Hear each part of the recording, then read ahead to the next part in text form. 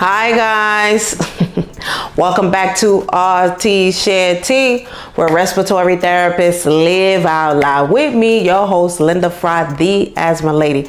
Yes, thank you everyone. Thank you to anyone new joining us here today.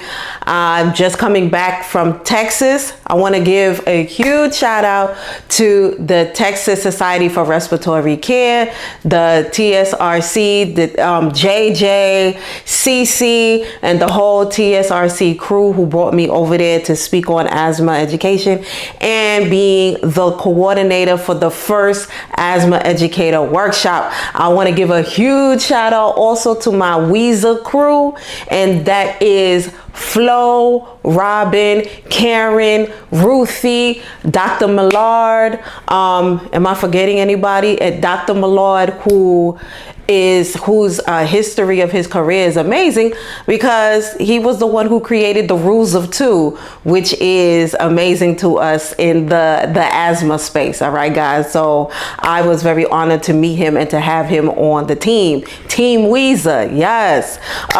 So during the workshop, we had so much going on and so much interactive activities and engagement. And there was a good question that came up from one of our RTs, one of the participants, and they were asking about the asthma action plan and how to incorporate that in asthma education. So that is today's episode. In today's episode, we're going to talk about asthma. What is an asthma action plan and when is the best time to implement it in your asthma education session? All right. So yes. Okay. So just making sure I didn't forget to say thank you to anybody. But once again, I'm on a high from the Texas, from the TSRC event, annual state convention.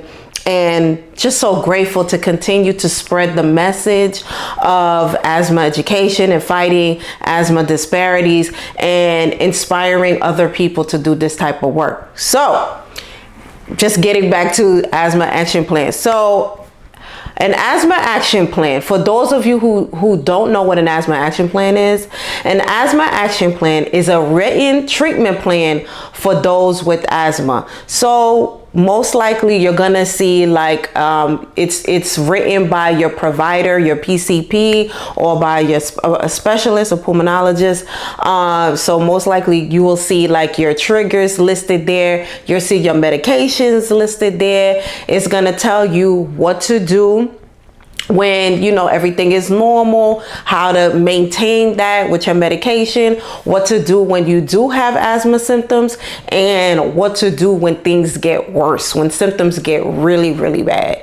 So that's the purpose behind an asthma action plan, and it's really important, especially for pediatric patients. And so there is a little, I don't want to say controversy, but there's something in the air where newer, younger pulmonologists are not really like on the asthma action plan train because they feel like it's not effective. Like they feel like, I guess, patients just throw them away and they're not that effective. And on the national guidelines, on the updates of the national guidelines, they didn't really address like it was something that had to be done.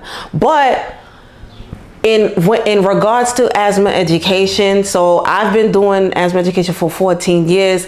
I am a strong advocate for asthma action plans. I think every patient that has asthma should have a written asthma action plan actually given to them. They should have it with them in their possession, especially pediatric patients.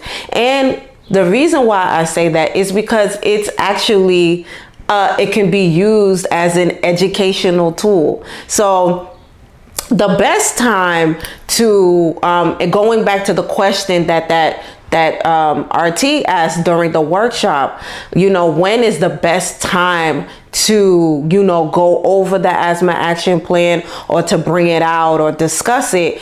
And to me, it just depends on where the conversation is going and how. So it should be implemented it should be rolled in or weaved in through the conversation. So I always say asthma education should be like a conversation, you know what I'm saying? It should start with, you know, so tell me, how's it been going with your breathing? You know, how's the breathing history been going? How, you know, how's it been going with your Flovent, your Symbicort? You know, how's it been going with the medication? So just asking these questions and listening to what the patient says. Now, if it's a patient that's coming in that you know and they got new medication, that will be the time to bring up the asthma action plan, to actually bring it out. And if you don't know what an asthma action plan looks like, I have one here. Bam. This is an asthma action plan. This is a pretty plain one, but there's so many. You could go to the department of your local Department of Health. You could go to the NIH. You could go to, you know, the CDC. There's so many different versions of them, but this is a standard one where it comes with, it looks like the traffic light. It has the green, the yellow, and the red. So it has the green zone, yellow zone, and the red zone to let patients know what to do when they are in certain zones. And once again, if symptoms are getting worse, they know what to do. So when it comes to, like, say, someone gets a new medication, so it's like, all right, Miss Jackson, so I see that you're now on a new medication. Let's go over the asthma action plan. Or when it comes to, oh, Miss Jackson, I heard that you was in the emergency room a couple of weeks ago. You know, can you tell me what happened? And, you know, and based off that conversation, you could just be like, oh, okay, well, you know what? Let's go over, you know, I'm so sorry to hear that, you know, that happened to you, but I'm so happy that you came in today. And what we can do is we can go over the asthma action plan, and you can actually start your education off with that asthma action plan. So to me, it is a teaching tool. So it's not just a piece of paper to just hand to the patient. It's actually something that you can use to guide you in your asthma education, because once again, it will have the triggers listed. It will have the medication. It will have the signs and the symptoms, what to look for, how to know if they're getting worse. It's gonna go over peak flow readings, and what's their baseline, and how they can monitor their own asthma and get the basically the heads up that an asthma attack is coming, and what to do in that matter. So the answer to when is the best time to bring out the asthma action plan and talk about it during asthma education is within the conversation, within a normal conversation of just asking the patient how have they been doing, and just listening with using motivational interview questions, which are open-ended questions, listening to them, and then weaving in and out of education with the asthma action plan. All right, guys. So I hope that answered the question to anybody that was wondering the same thing. I hope you learned something here from me today. For those of you that are looking for some CEUs very soon, and in regards to asthma or PFT, I'm speaking on Monday, July. I keep forgetting what month I'm in because so much is going on. Monday, July 24th. We're speaking on the 2023 asthma and PFT updates with QHC seminars. So come get your CEUs. Great speakers, great price. I will be there. We're going to have a good time. I will put that link in the description here today. And for any of you who are looking for, I met a few people that were also interested in getting these type of roles as asthma educators, asthma coordinators, or anything like that, or starting an asthma education program. If you need information on that, I also have The book, people pick my brain all day long, so I put everything that I know in a book called Asthma Control, Please, 9 Steps to Community Engagement and Asthma Awareness.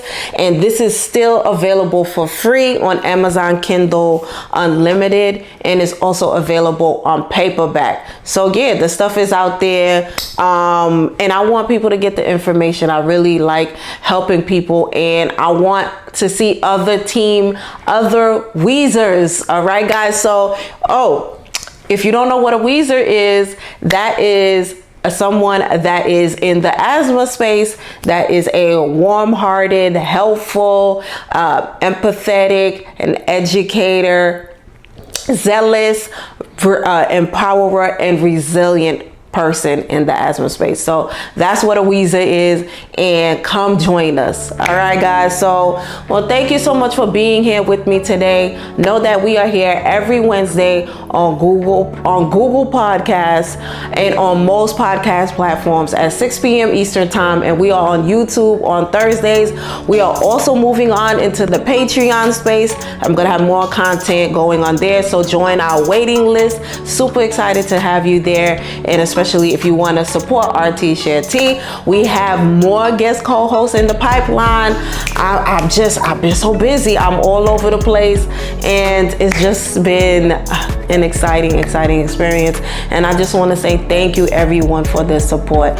All right, guys. So yes, I'll see you next week. Oh wait, I will not be seeing you next week, actually, because I'm going to be away with family. Yeah, I gotta take a break. But stay tuned for the next episode. All right, guys, and remember to invest in yourself and to only compete with yesterday's version of you. All right, guys, see you next week. Bye.